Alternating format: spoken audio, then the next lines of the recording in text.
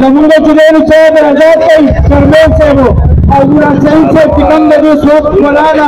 اس وخت نه چې خپل ځان وقف کړی دی مراد سعید صاحب هغه چې دی مراد ریا کوي او چرمین صاحب مراد ریا کوي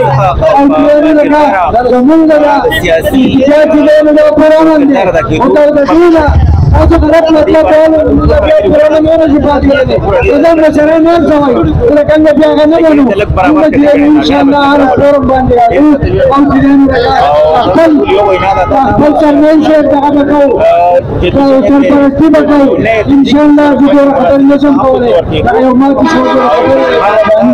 Ada milah itu. Kita ini ada tentang kaidin di kecil dia. Jadi hal ini. Aku kamu sanggup leadership kiri push. Tapi aku tadi baik. طریقې سره تحفظ ورکړی شي چې هغوی د خپل فوج کوم الیګیشن دي فوج کوم الزامات دي فوج کوم مقدمات جوړ شي چې په هغه باعثه طریقې سره د عدالت سملو کې د خپل مونږ چې نن راغونډ شوي یا مونږ په دې پارټۍ کې مونږ د عمران خان سره یو او بیا دا نن چې کوم راغونډ شوي دا صرف او صرف د مراد سعید او د عمران خان د رعایې دپاره مونږ راغلي یو ولې مونږ په دې پارټۍ کې هر قسمه قرباني ورکړې ده او د لپاره به څومره قرباني رانه کیږي هغه به کوو ولې دا پارټي چې ده دا د غریب پارټي ده دا غریب چې دی نن چې د عمران خان پروت دی هلته کې نو دا صرف او صرف د دې غریبو خلکو دپاره پروت دی یو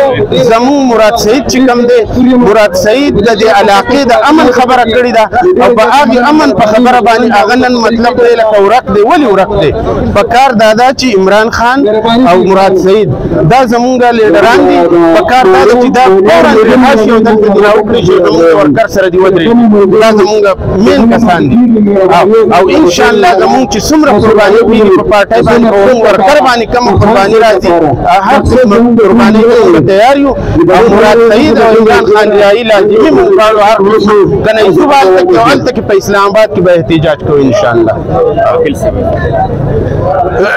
أعوذ بالله من الشيطان الرجيم بسم الله الرحمن الرحيم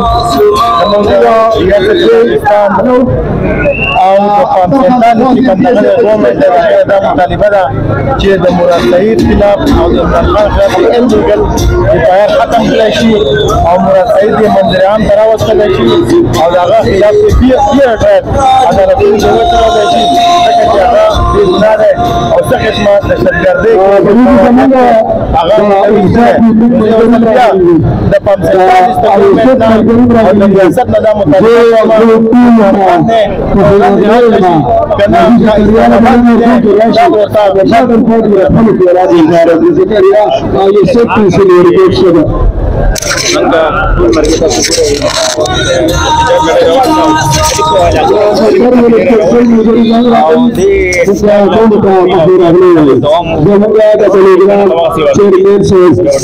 احتجاج روان دی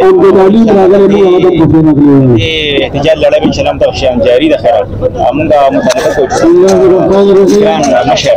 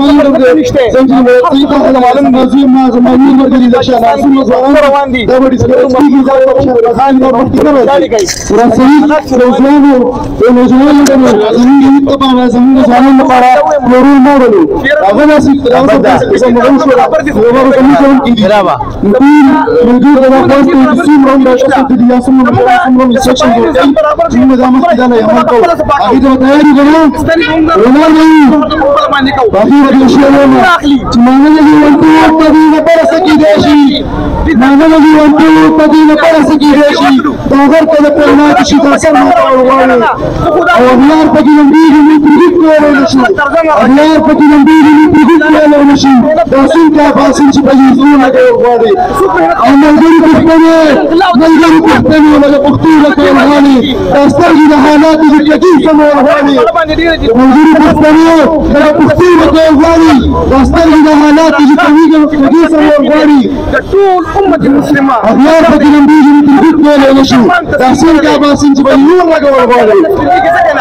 زمونږ د سرچینه‌یي تنظیم ملګري رارسېدلي دي دا پروژه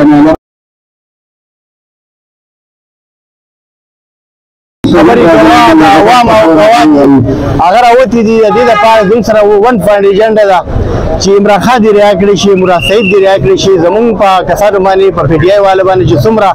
پیک دغه جوړې شوي دي مقدمې جوړې شوي دي هغه دې زر تر زره ختم شي